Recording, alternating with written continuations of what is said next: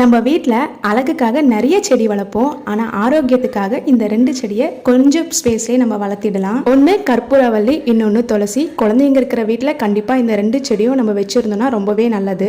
இப்போல்லாம் இருக்கிற சீசனல் சேஞ்ச்னால வெயில் காலத்தில் மழை பெய்யுது, மழை காலத்தில் வெயில் அடிக்குது. அதனால சிறியவங்கலேருந்து பெரியவங்க வரையும் எல்லாருக்குமே சட்டுன்னு சளி பிடிக்குது. டோசேஜ் அதிகமாக இருக்கிற டேப்லெட்டும் சிறப்பெல்லாம் போட்டுட்டு நம்ம உடம்புக்கு நம்மளே சைட் எஃபெக்ட் கொண்டு வரதுக்கு இந்த மாதிரி ஹோம் ரெமெடி பண்ணி பாருங்க, சட்டுன்னு சரியாயிடும். ஒரு டம்ளர் தண்ணியில் கற்பூரவள்ளியும் துளசியும் நல்லா இந்த மாதிரி அலசி போட்டுட்டு அது அரை டம்ளர் வர வரையும் நல்லா சுண்ட வச்சுக்கோங்க. அதுக்கப்புறம் இது கலர் மாறின பிறகு லைட்டாக ஃபில்டர் பண்ணிட்டு இதில் கொஞ்சமாக தேன் ஆட் பண்ணி குழந்தைங்களுக்கு கொடுத்து பாருங்க.